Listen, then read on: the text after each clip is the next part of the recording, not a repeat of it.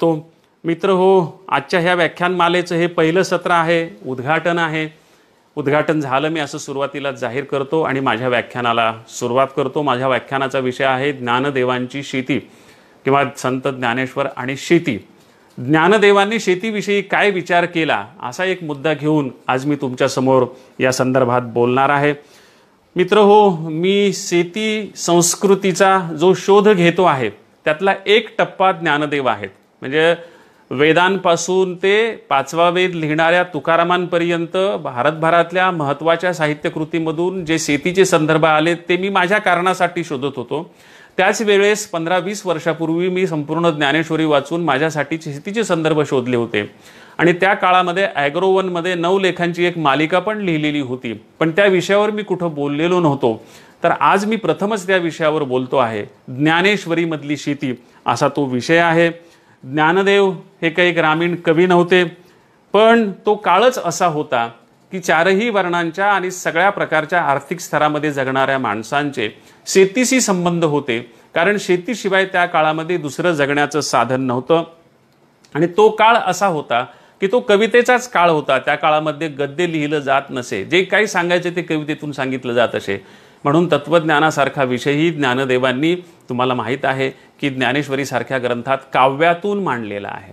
आणि काव्यातून जर एखादी गोष्ट मांडायची असेल, कविता लिहायची असेल, तर त्याला अपरिहार्यपणे तुम्हाला माहीत आहे की कवितेमध्ये काय काय येतं. ते प्रतिमा येतात, प्रतीकं येतात, उपमा येतात, दृष्टांत येतात. आणि हे जे प्रतिमा, प्रतीकं, उपमा, दृष्टांत आहेत हे माणसाच्या अवतीभोवतीतून येतात, जीवनातून येतात. आणि त्या काळामध्ये अवतीभोवती फक्त शेती आणि शेतीच होती. त्याच्यामुळं त्या काळातल्या सगळ्या कवितांमध्ये हे शेतीचे संदर्भ आलेले आपणाला पाहायला मिळतात. त्या काळामध्ये मित्र हो, सर्वच संतांनी एक रूपक वापरलेलं आहे, घोंगड्याचं रूपक. घोंगडी नावाचे रूपकात्मक अभंग प्रत्येक संतांनी लिहिलेले आहेत. तशी ज्ञानदेवांची पण एक घोंगडी आहे. ज्ञानदेवांनी पण एक घोंगडीवर अभंग लिहिलेला आहे. आणि त्या अभंगामध्ये त्यांनी असं म्हटलेलं आहे की रात्रीनं दिवस वाहत असे चिंता. म्हणजे ह्या अभंगामध्ये जणू काही शरद जोशींच्या आजच्या परिभाषेमध्ये शेतकऱ्यांचा प्रश्न ज्ञानदेवांनी मांडलेला आहे. रात्रीनं दिवस वाहत असे चिंता, केशवा धडवता होईल मी, खिरजट घोंगडे फाटके ते कैसे, वेचिले तैसे भोगीजे, धन नाही गाठी जीवितवा आटी, उघडी पाठी हिव वाजे, बाप रखुमा देवी वरा, घोंगडे मागो आता, तोच एक दाता देईल की. रात्रीनं दिवस शेतकरी म्हणतो आहे की देवा, मी दिवस रात्र प्रयत्न करतो आहे, रात्रीनं दिवस करीत असे चिंता, मला चिंता वाटते आहे. कशाची? केशवा धडवता होईल मी, कधीतरी अंगावर न फाटलेले धड कपडे घालण्याची क्षमता माझ्याजवळ येईल का याची मी चिंता करतो. रात्रीनं दिवस वाहत असे चिंता, केशवा धडवता होईल मी, खिरजट घोंगडे फाटके ते कैसे, वेचिले तैसे भोगीजे. पण ती क्षमता माझ्यात येत नाही. माझ्या वाट्याला खिरजटच घोंगडं आलेलं आहे. खिरजट घोंगडे फाटके ते कैसे, ते फाटलेलं पण असतं. आणि वेचिले तैसे भोगीजे, कदाचित मीच माझ्या पूर्वजन्मामध्ये काहीतरी पाप केलेलं असेल. वेचिले ते भोगीजे, तेच मी आता भोगतो आहे. धन नाही गाठी जीवितवा आटी, माझ्याजवळ पैसा नाहीये, तो मिळवण्यासाठी मी माझा जीव अटवतो आहे. धन नाही गाठी जीवितवा आटी, उघडी पाठी हिव वाजे, पण माझी पाठ मात्र उघडीच राहते आणि मला थंडी वाजते. देवा, मी काय करू? आणि मग शेवटी तो त्या काळातल्या पद्धतीप्रमाणे ईश्वरालाच साकडे घालतो की मला घोंगडे दे, बाप रखुमा देवी वरा, घोंगडे मागो आता, तोच एक दाता देईल की. ह्या घोंगड्याच्या रूपकातून त्या काळामधल्या एका गरीब, जगणं मुश्किल असलेल्या शेतकऱ्याचं जीवन किंवा त्याच्या रूपकातून परमेश्वराकडे केलेली सुरक्षेची जी मागणी आहे, ती मागणी तिथूनच ज्ञानदेवांच्या शेतकऱ्याची सुरुवात होते. मित्र हो, माझी एक प्रसिद्ध कविता आहे. त्या कवितेविषयी मी अनेक ठिकाणी बोललेलो आहे. माझ्या पिकपाणी या पहिल्या संग्रहातली पहिली कविता. गोऱ्या कुंभारानं केला मातीमध्ये बाळकाला, तसा बाप माया करी माझ्याहून मातीवरी, माझे ओलांडून प्रेत आधी रुजविले शेत, मग आला स्मशानातन काळ्याईचे गाणं गात. हा अभंग वाचल्याच्या नंतर काय काय प्रतिक्रिया लोकांच्या आल्या त्याच्याविषयी मी नेहमीच बोलत असतो. आज एवढंच सांगतो की यामध्ये मी जो पेरणी करणारा बाप आहे तो आपल्या मुलाचं मडं झाकून पेरणी करतो असा संदर्भ दिलेला आहे. तो संदर्भ डायरेक्ट ज्ञानेश्वरांपर्यंत पोचतो. आणि ज्ञानदेवांच्याही अभंगामध्ये ऐशी कुणबियाची स्थिती, मढे झाकीती पेरणीशी असा संदर्भ आलेला आपणाला पाहायला मिळतो. तिथून ज्ञानदेवांच्या शेतकऱ्याची सुरुवात होते. आणि मग प्रत्यक्ष ज्ञानेश्वरीमध्ये शेतकरी कुठं कुठं कसा कसा आलाय तेही संदर्भ मी काही तुम्हाला सांगणार आहे. मित्र हो, पहिल्याच अध्यायामध्ये ज्ञानदेवांनी जे नमन केलेलं आहे, या नमनापासूनच ज्ञानदेवांनी शेतीच्या रूपकाला सुरुवात केलेली आहे. ज्ञानदेवांनी आपल्या गुरुला वंदन करताना, निवृत्तीनाथांना वंदन करताना त्यांनी असं म्हटलेलं आहे की आगा वृक्षाशी पाताळी जळ सापडे मुळी ते शाखाची बहाळी बाहेरी दिसे. झाडाच्या मुळीला पाताळामध्ये जे पाणी सापडतं त्या पाण्याची शक्ती वर फांद्यांमधून आणि पानांमधून दिसत असते. ते पाणी मात्र त्या मुळ्या मात्र कुणाला दिसत नसतात. का भूमीचे मार्दव सांगे कोंभाची लवलव नाना आचार गौरव सुकुलिनांची ही प्रसिद्ध ओवी ज्ञानेश्वरांची. तिच्या आधीची ओवी आपण बऱ्याचदा म्हणत नाही, पण त्याला जोडून ही ओवी आहे. आणि तेव्हा कुठं तिथं ते लवलवणारे जे कोंब आहेत त्या कोंबाची समर्थ भूमी आहे हे लक्षात येतं. आणि मग माझी समर्थ भूमी कोण, तर निवृत्तीनाथ हे सांगण्यासाठी ज्ञानदेवांनी हे मुळीचं आणि झाडाचं जे रूपक आहे ते वापरलेलं आहे. म्हणून जाणतेनी गुरु भजीजे तेने कृतकार्य होईजे जैसे मूळ सिंचने सहजे शाखा पल्लव संतोषती. हे त्याच्यासाठी आहे. जर तुम्ही झाडाच्या मुळाला पाणी घातलं तर आपोआपच ते फांद्यांपर्यंत पोचत असतं. तसं माझ्या मुळाला ज्ञानदेवांनी निवृत्तीनाथांनी पाणी घातलं, म्हणून हा ज्ञानदेवा नावाचा वृक्ष तुमच्यासमोर आज उभा आहे हे त्यांनी सांगितलेलं आहे. आणि मुळामध्ये भगवद्गीता ज्या महाभारताचा भाग आहे त्या महाभारताचे कवी व्यास आणि त्यांच्या प्रतिभेविषयी भाष्य करताना सुद्धा ज्ञानदेवांना आठवतं ते पुन्हा शेतीचाच संदर्भ. त्यांनी ज्ञानदेवांच्या व्यासांच्या प्रतिभेविषयी लिहिताना असं म्हटलेलं आहे की का सुक्षेत्री बीज घातले ते आपुलिया परी विस्तारले. म्हणजे चांगल्या ठिकाणी बीज पडलं तर ते आपल्या परीनं कसं विस्तारत जातं, तैसे भारती सुरवाडले. तशा प्रकारे महाभारतामध्ये हे सगळा विस्तार जो प्रतिभेचा झालेला आहे, अर्थाचा झालेला आहे, तो मुळामध्ये व्यासाच्या प्रतिभेमुळे झालेला आहे. हेही सांगताना त्यांनी पुन्हा शेतीचं रूपक वापरलेलं आहे. मित्र हो, पुण्याचा मळा नावाचा संदर्भ जो आहे तो मी मुद्दाम तुमच्यासमोर मांडतो आहे की मळा आणि पुण्य हे संदर्भ ज्ञानदेवांच्या ओव्यांच्या मधून ज्ञानेश्वरीमधून कसे आपणाला पाहायला मिळतात. निवृत्तीनाथांविषयीच त्यांनी पुन्हा असं एकदा म्हटलेलं आहे की जे सात्विकाचेनी वडपे गेले आध्यात्मिक खरपे सहजची विनिरोळले वाफे चतुरचित्ताचे. म्हणजे ज्या सात्विक सरींच्या मुळं, जे सात्विकाचेनी वडपे सात्विक सरींच्या मुळं गेले आध्यात्मिक खरपे, ते अध्यात्माचे जे पीक आहे त्या पिकाला सहजची निरोळले वाफे चतुरचित्ताचे. आणि ज्याच्यामुळं ओल ज्या चतुरचित्ताच्या वाफ्यांना मिळालेली आहे, वरी अवधानाचा वापसा, आणि त्यामध्ये पाणी दिल्यानंतर त्याच्यामध्ये वापसा निर्माण झालेली आहे. आणि लाधला सोनेयाचा आयसा, तो वापसा सोन्यासारखा लादला. म्हणून पेरावया दिवसा, म्हणून ती पेरणी करण्यासाठी निवृत्तीसी, म्हणजे निवृत्तीना माझ्यामध्ये पेरणी करण्यासाठी मी माझी भूमी अशा प्रकारे तयार करून ठेवलेली होती. म्हणून माझ्या भूमीमध्ये गीतेचं रोप निवृत्तीना रोपावंसं वाटलं. म्हणून त्यांनी म्हटलेले की वरी अवधानाचा भापसा लाधला सोनेया ऐसा म्हणून पेरावया दिवसा निवृत्तीसी. पुढ्याच्या एका ओवीमध्ये ज्ञानेश्वर असं म्हणतात की जैसे क्षेत्री जे पेरीजे ते वाचून आनन्न निपजे का पाहिजे तेची देखीजे दर्पणा माझी. जसं तुम्ही जे पेरलेलं आहे शेतामध्ये त्याच्याशिवाय दुसरं उगवलेलं तुम्हाला काय दिसणार नाही, जे पेरलं तेच दिसेल. जैसे क्षेत्री जे पेरीजे ते वाचून आन न दिसे, इतर काही तुम्हाला दिसू शकणार नाही. का पाहिजे तेची देखीजे दर्पणा माझी. तुम्ही जो दर्पणामध्ये जे पाहू इच्छिता ते त्याच्या समोर धरलं तर तेच दिसतं, इतर काही दिसत नाही. पुढे ह्याचाच उपयोग रामदासांनी करून घेतल्याचा आपणाला माहिती आहे की पेरिले तैसे उगवते आणि बोलिले तैसे उत्तर येते मग वावगे काय निमित्ते बोलावे ते. तो हाच संदर्भ आहे, हे तुमच्या लक्षात येईल. त्याच्यानंतर पुढच्या काही ओव्यांच्या मध्ये त्यांनी भाजलेल्या बियाच्या संदर्भात त्यांनी संदर्भ सांगितलेला आहे की परी जे बीज जैसे दग्धली, जे दग्ध झालेलं आहे, फुटलेलं आहे, भाजलेलं आहे, नुगवतीची पेरिली, ते पेरल्यानंतर उगवत नाही, तैसी कर्मेची परितया जाहली मोक्ष हेतू.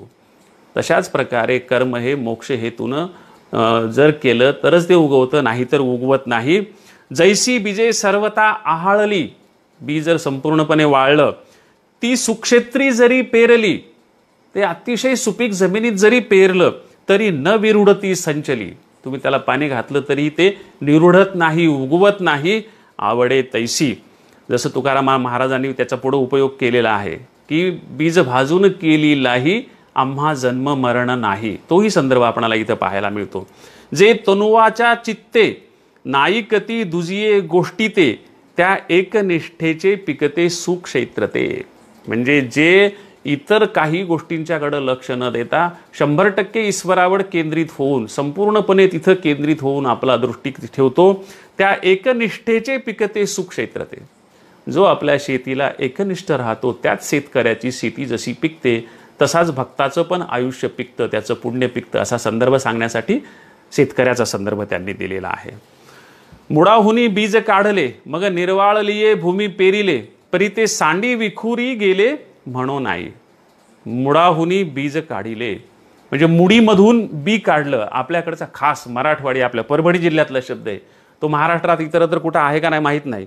मुडी म्हणजे धान्य ठेवायची कैकाड्यानं विणलेली शिंदीच्या फोकांची वस्तू, त्याला आपल्या इकडं मुडी म्हणतात, काही जण कणगी म्हणतात. मुडी, कणगी हा संदर्भ ज्ञानेश्वरीमध्ये, हा शब्द ज्ञानेश्वरीमध्ये जसाच्या तसा आलेला आहे. म्हणून काही जणांनी म्हटलेले की परभणी जिल्ह्यातले शब्द ज्ञानेश्वरीमध्ये जास्त सापडतात, तसा हा शब्द मुडी.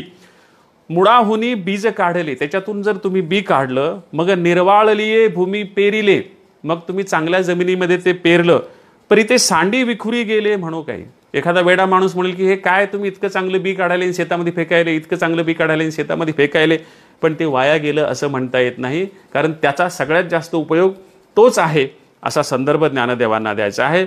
बीज जळाची जवळीक लाहे, ते एकदा जमिनीत पडलं की ते पाण्याशी जवळीक निर्माण करतं आणि त्याची शाखोपशाखी होय आणि मग तेच पुढं शाखोपशाखांना पुरवतं. जैसी बीजाची या वेल पालवे समर्थ भूमी, जणू त्या बीजाच्या पानांमधून त्या समर्थ भूमीचा प्रत्यय आपणाला येत असतो. आणखी एक विषय आपण मुद्दाम ज्ञानेश्वरीमधून शोधलेला आहे, तो म्हणजे ज्ञानेश्वरीमध्ये येणारा कुळवाडी. कुळवाडी हा विषय, कुळवाडी हा शब्द महात्मा फुल्यांनी पुढे लोकप्रिय केला हे आपल्याला माहीत आहे, पण ज्ञानेश्वरीमध्ये कुळवाडी हा शब्द फार वेळा आलेला आहे. आणि त्या कुळवाडीमध्ये ज्ञानेश्वरांचं स्वतःचं आडनाव कुळकर्णी होतं, त्यांच्या नावामध्ये सुद्धा कुळ हा शब्द होता. एका ओळीमध्ये त्यांनी असं म्हटलेले की जयाची ये आवडी केली मज कुळवाडी, भोग मोक्ष बापुडी त्याजिली कुळे. ज्यांनी माझ्या आवडीनं ही पुण्याची शेती कसायला सुरुवात केलेली आहे, जयाची ये आवडी, माझ्या आवडीनं केली मज कुळवाडी, माझ्यासोबत ज्यांनी शेती कसायला सुरुवात केलेली आहे त्या लोकांना भोग आणि मोक्ष ह्या ज्या गोष्टी आहेत ह्या बापुड्या वाटायला, मोक्ष सुद्धा त्यांना बापुडा वाटायला लागतो. भोग मोक्ष बापुडी तेजिली कुळे, अशी बापुडी जी गरीब कुळं आहेत ते सोडून देतात आणि माझ्यासारख्या श्रीमंतांशी ते संबंध ठेवतात. माळीये जेऊते नेले, पुढच्या एका ओळीमध्ये, माळीये जेऊते नेले तेऊते निवांतची गेले, तया पाणीये ऐसे झाले नाठवेगा. माळ्यानं जिकडं जिकडं नेलं तिकडं तिकडं पाणी जातं, पण आपण कुणीकडं चाललो कुणीकडून आलो हे पाण्याला कळत नसतं. पुढच्या एका ओळीमध्ये त्याने असं म्हटलेलं आहे की कुळवाडी तृणे दाटली का वाकुडिया ढोरे बैसली, तैसे नुठची काही केली जीभची ते.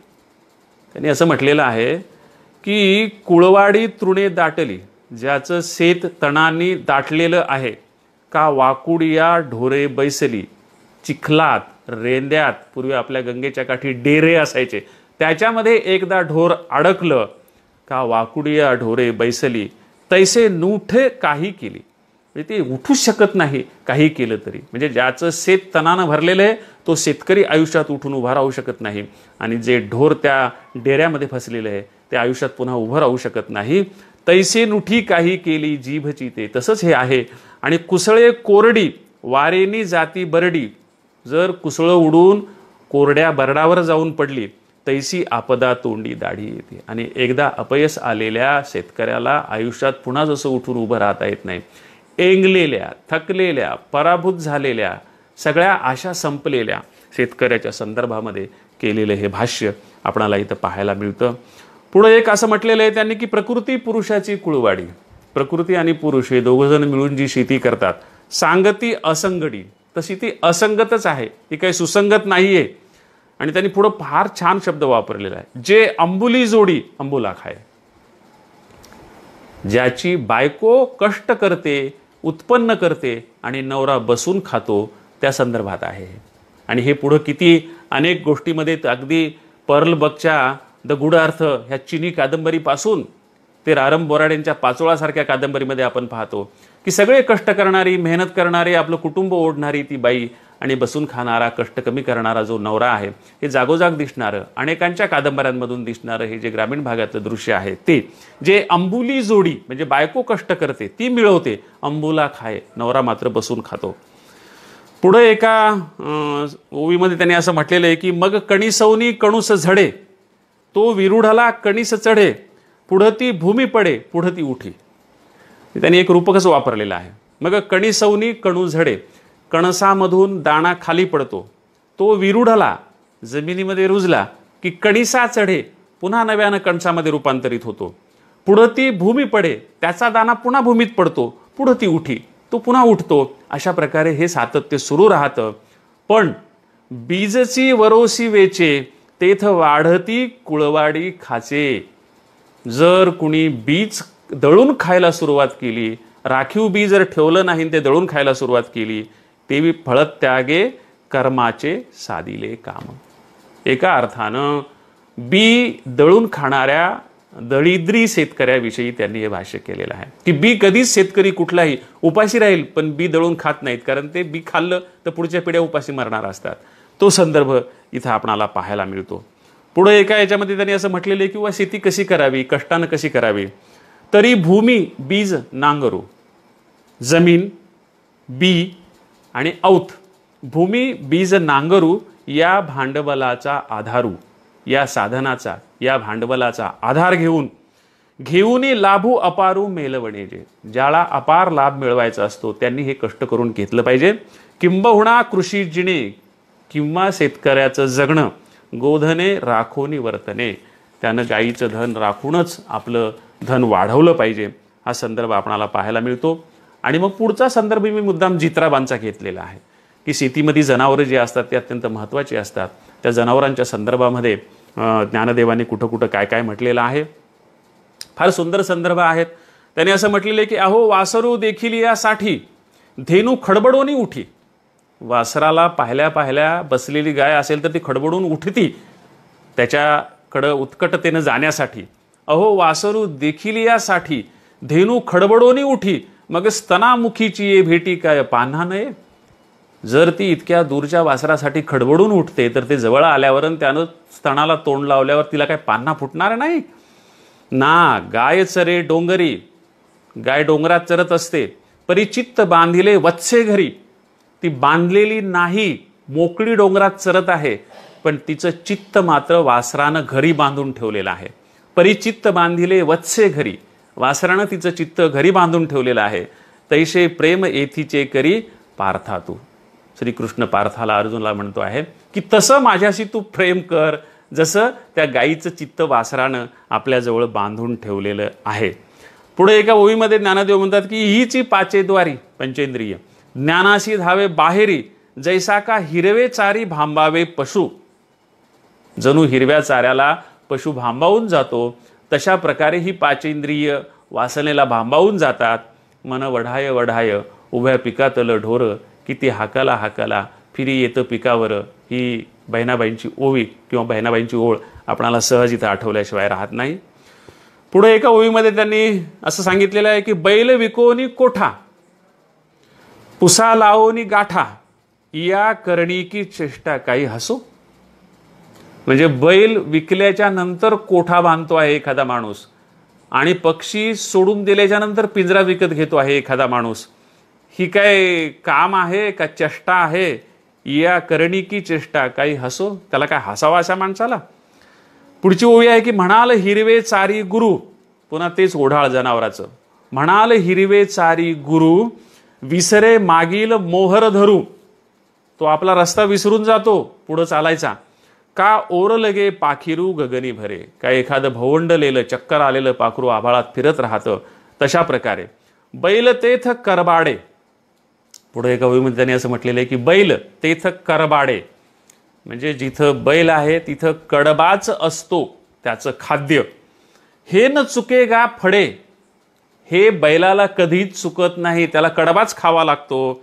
ने जो का वऱ्हाडे समर्थाचे.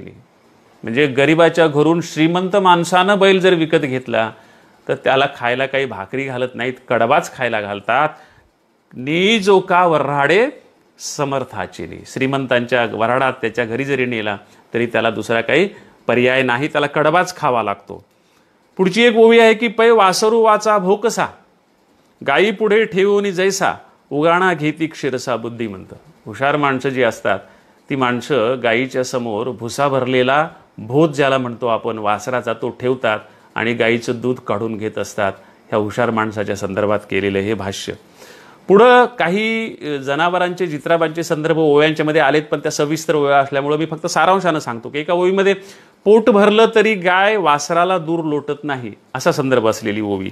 गुराखी दुधाच्या लोभाशिवाय गायी चारतो असा संदर्भ असलेली एक ओवी आहे. दूध काढायची कला नसेल तर दुधाळ गाय असून तिचा उपयोग काय असा संदर्भ असलेली एक ओवी आहे. अशा काही चित्राबाच्या संदर्भातल्या ओव्या सुद्धा आपणाला पाहायला मिळतात. मित्र हो, भगवद्गीतेचा जो 13वा अध्याय आहे तो 13वा अध्याय मुळामध्ये क्षेत्र क्षेत्रज्ञ योगो नाम असा आहे.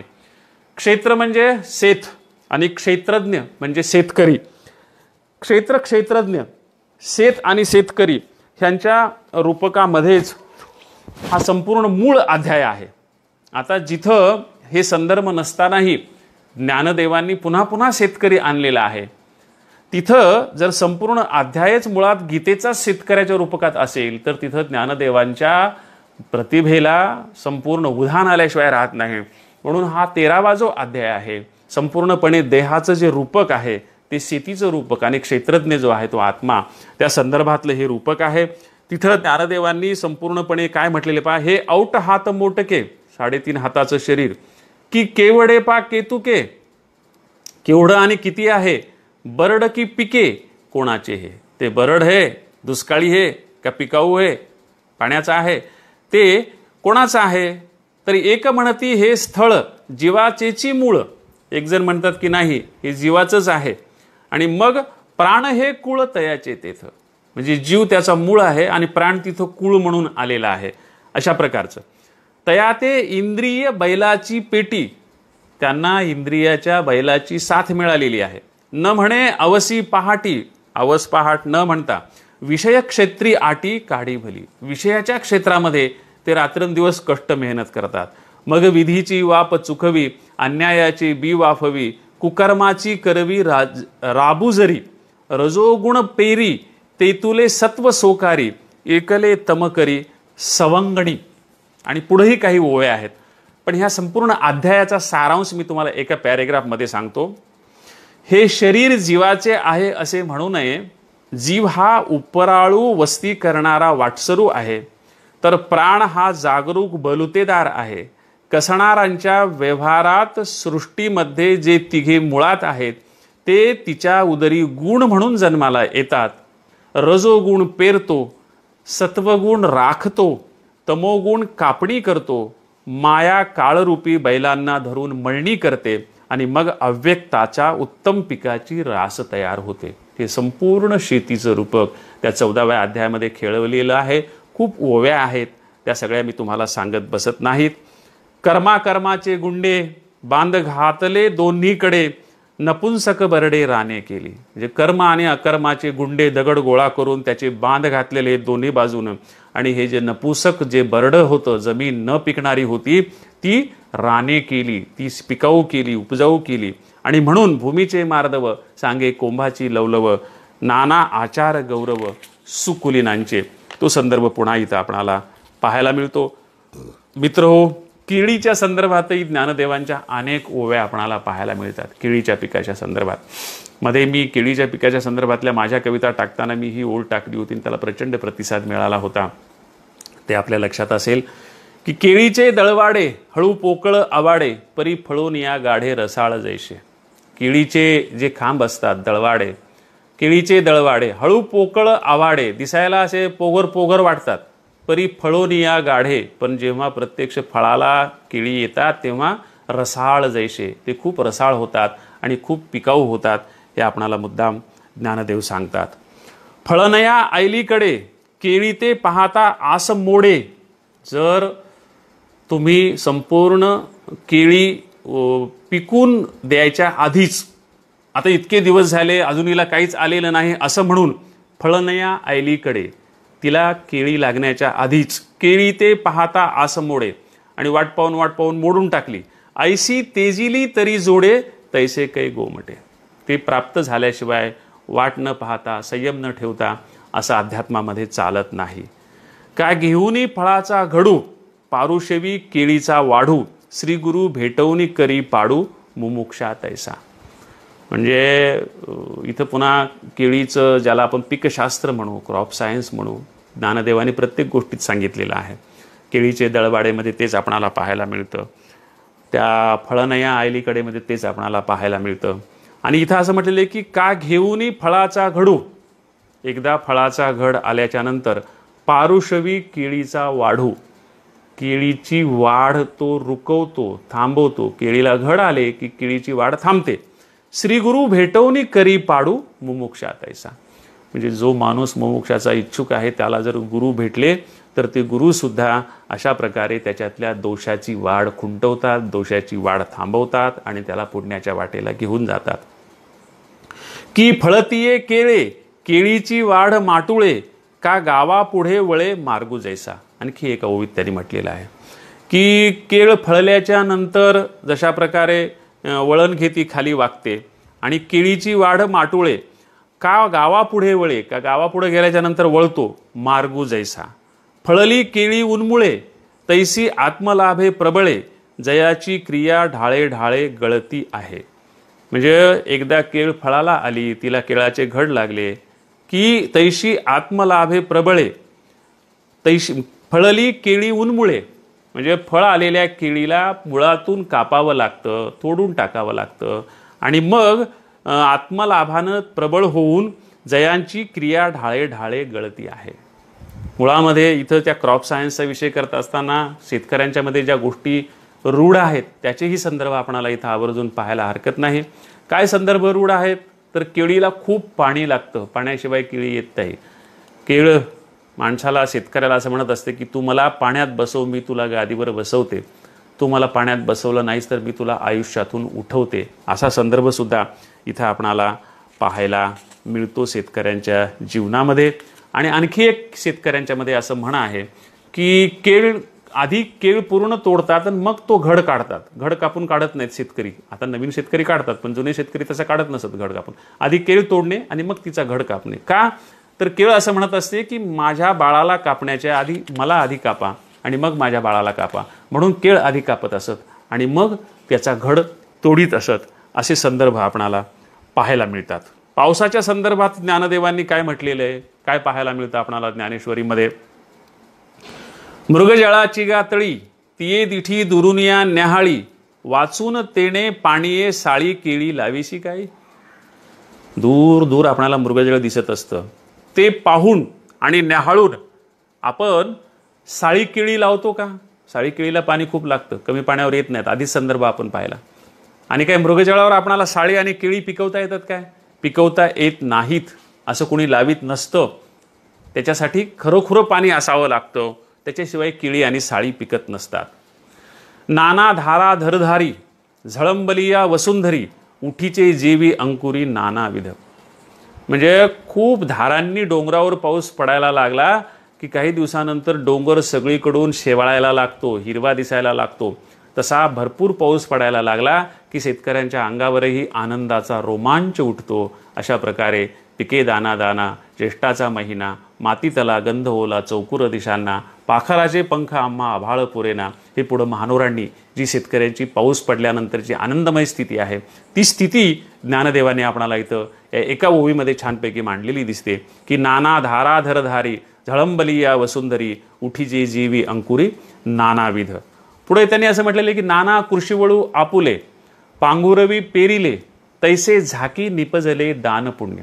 शेतकरी ज्याप्रमाणे एकदा शेतामध्ये बी पेरतो आणि परत घरी येतो आणि आपले कष्ट करत राहतो, ते कधी पिकेल, कसं पिकेल, किती पिकेल ह्याचा विचार करत नाही.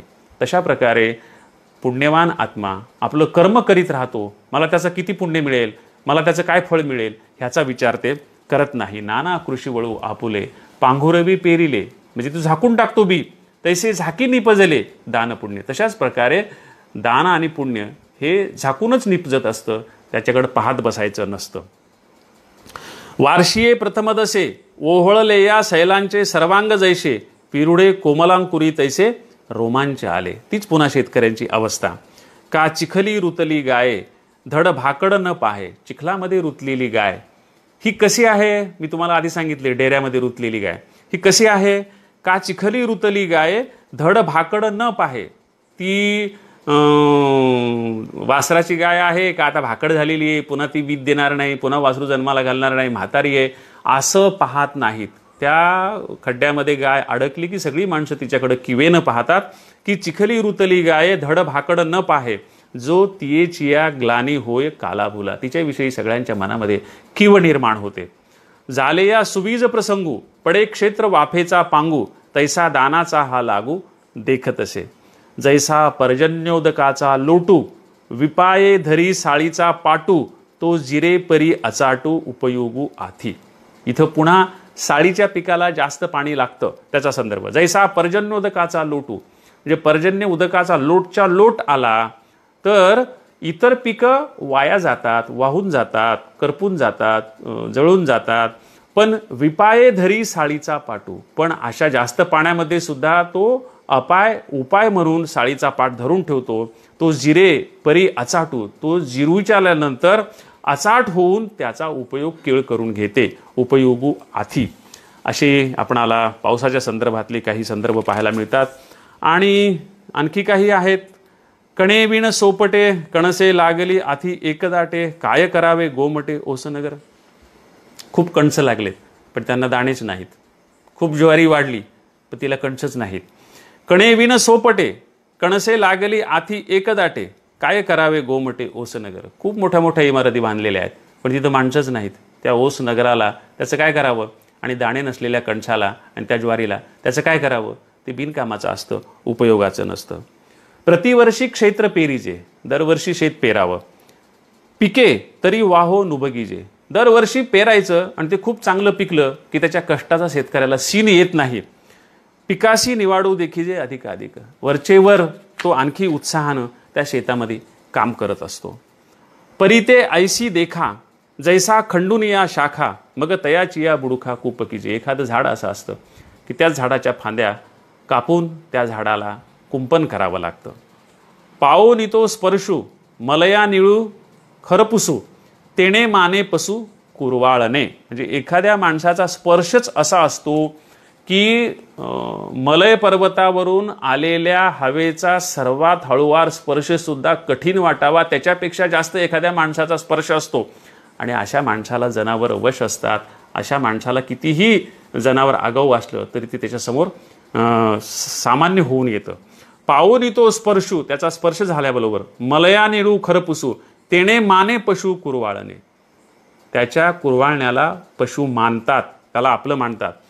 पुढच्या एका ओळीमध्ये म्हटलेले की विरुढला जोंधळा कणिसाचा निर्वाळा, वेचला की आगळा दिसत असे. जोंधळा पेरला आणि पुढं कणसा आली भारंभार तर तो वाया गेला का पिकला हे सांगण्याची गरज पडत नाही, ते प्रत्यक्ष दिसतच असतं. की विरुढीला जोंधळा कणिसाचा निर्वाळा, वेचला की आगळा दिसत असे. जैसा पूजुनी देव पाहिजे, काही निष्कर्ष सांगितलेत. जसं पूजा केल्यानंतर छानपैकी फुलं वाहिल्यानंतर देवारा पाहावा, देव पाहावा. जैसा पूजुनी देव पाहिजे, पेरुणी शेता जाईजे. आणि खूप चांगल्या प्रकारची पेरणी करून कष्ट करून मग पीक किती छान आले ते पाहायला शेताला जा. तोषोनी प्रसादू घ्यायचे अतिथीचा, प्रसन्नपणे अतिथीची सेवा करून त्याचा आशीर्वाद जसा आपण घेतो तशा प्रकारे खूप कष्ट करून शेताचा आशीर्वाद घेऊन मग शेत पाहायला जावं. आणि शेवटची ओवी आहे की ऐसेनी सरसादिका सकळा, करी धान्य जाती सुकाळा, ते अन्नद्वारा जिव्हाळा भूत जाता. ही सुपीक सृष्टी अन्नधान्याच्या रूपाने सर्वांना आपल्या उदरातला जिव्हाळा वाटत असते. अशा प्रकारची ही ओवी, ती ओवी इथं आपण ज्ञानेश्वरीमधली शेती जो आहे तो शेती आणि ज्ञानेश्वरांची जी शेती आहे तो शेती हा संदर्भ इथं थांबूयात, संपूयात. मित्र हो, खूप उशीर झाला होता पण तरीही तुम्ही माझी मित्रमंडळी थांबलात आवर्जून तुम्हा सगळ्यांचे आभार. आता शेवटी ज्ञानदेवांच्या संदर्भातली मी लिहिलेली एक कविता. मला ज्ञानदेव शेतीच्याच अंगानं आवडले. ज्ञानदेवांनी शेतीचं रूपक अनेक ठिकाणी वापरलं, तसं ज्ञानदेवांवर कविता लिहिताना मी स्वतः शेतीचंच रूपक वापरून कविता लिहिलेली आहे. ती कविता मी तुमच्यासमोर सादर करतो आणि थांबतो. पुन्हा एकदा तुम्हा सगळ्यांचे आभार. पक्वतेची वाट न पाहता, वयसेच्या गावाला न जाता, निजज्ञानाची पहाट फुटल्यावर सूर्यालाही दिपवणारा प्रकाश पसरावा, सिद्ध प्रज्ञेच्या लाभाने मनाच्या सारस्वताला प्रज्ञेचा पान्हा फुटावा, सकळ शास्त्रे स्वयंभूपणे मुखातून प्रगटावीत, अशा योगी यांच्या कुळीत तुमची मोटकी देहाकृती जन्माला आली. ज्ञानदेवा, पक्वतेची वाट न पाहता, वयसेच्या गावाला न जाता, निजज्ञानाची पहाट फुटल्यावर सूर्यालाही दिपवणारा प्रकाश पसरावा, सिद्ध प्रज्ञेच्या लाभाने मनाच्या सारस्वताला प्रज्ञेचा पान्हा फुटावा, सकळ शास्त्रे स्वयंभूपणे मुखातून प्रकटावीत, अशा योगी यांच्या कुळीत तुमची मोटकी देहाकृती जन्माला आली. पेरणाऱ्या सरावाच्या हाताला बेरलेलं लगेच कळतं, हातातून सुटणाऱ्या दाण्याचा नळ्यातला आवाज घोगरा झाला की सरावाचे कान ओळखतात आणि पेरा सुरळीत होतो. ज्ञानदेवा, तुम्ही केला असाच अक्षरांचा पेरा. पेरणाऱ्या सरावाच्या हाताला बेरलेलं लगेच कळतं, हातातून सुटणाऱ्या दाण्याचा नळ्यातला आवाज घोगरा झाला की सरावाचे कान ओळखतात आणि पेरा सुरळीत होतो. ज्ञानदेवा, तुम्ही केला असाच अक्षरांचा पेरा. पडीक झालेलं रान नांगरून, वखरानं ढेकळं फोडून सवान करावं, तसं वहितीत नसलेलं माय मराठीचं रान तुम्ही स्वतःच्या हिमतीनं वहितीत आणलं. अथक मेहनत करून पाझर फोडले.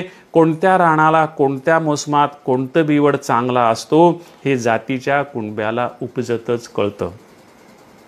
पडीक झालेलं रान नांगरून, वखरानं ढेकळ फोडून सवान करावं, तसं वहितीत नसलेलं माय मराठीचं रान तुम्ही स्वतःच्या हिमतीनं वहितीत आणलं. अथक मेहनत करून पाझर फोडले. कोणत्या रानाला कोणत्या मोसमात कोणता बिवड चांगला असतो हे जातीच्या कुणब्याला उपजतच कळतं. तशी तुम्ही नवख्या रानासाठी गीतेची निवड केली. नवख्या रानासाठी गीतेची निवड केली. नंतर मग सरावाच्या रानात अनुभवामृताची पेरणी केली. चवळी भेंडीच्या पाट्यासारखे अभंग, इरवाडासारख्या विराण्या, आडतासासारखा हरिपाठ, कुंपणासारखी चांगदेव पासष्टी असा मोटका मळा आकाराला आणला. तशी तुम्ही नवख्या रानासाठी गीतेची निवड केली. नंतर मग सरावाच्या रानात अनुभवामृताची पेरणी केली. चवळी भेंडीच्या पाट्यासारखे अभंग, इरवाडासारख्या विराण्या, आडतासासारखा हरिपाठ, कुंपणासारखी चांगदेव पासष्टी असा मोटका मळा आकाराला आणला. कोरी भूमी कष्ण कठीणच असतं कुणब्याला, कस लागतो कसाला पण रान उधाणून येतं. नव्या नवतीचा बहर चौथीचा सळासारखा सळसळतो. ओसाड भूमीत मध्येच दिसणाऱ्या माळ्याला वाईट नजरांच्या टोळधाडीला सामोरं जावं लागतं. म्हणून नामा सावथा चोख्यासह सर्वांचे मळे फुलवले तुम्ही. संगनमतानं सावड करून सगळ्यांनी इर्जिक मांडलं एक जीवानं. म्हणून चांगही झालं भलंही झालं, माय मराठीचं पीक उधाणून आलं. तुमचा बिवड पिढ्यानुपिढ्या पुरला.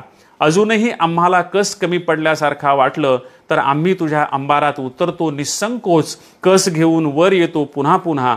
ढवळ्या नंदीनं पेरलेलं तुझं अंबार सदान कदा भरलेलंच असतं. रात्रंदिवस कष्ट करून कुणब्याच्या वाट्याला आलेलं खिरजट घोंगडं, धनासाठी जीव आटवूनही उघडीच राहून गारटणारी त्याची पाठ, ही अनवट वाट तुम्ही चाललात. कबूल की तुम्हाला गुढी पंढरपूरला न्यायची होती. पण तुम्ही ती रानातल्या वाटांनी नेली. विश्वाचे अर्थ तुमच्या मनात प्रकाशले. तुम्ही शकून सांगणारा पैलतीराचा काऊ झालात. म्हणून ही दहीभाताची उंडी मी तुमच्या तोंडी घालतोय.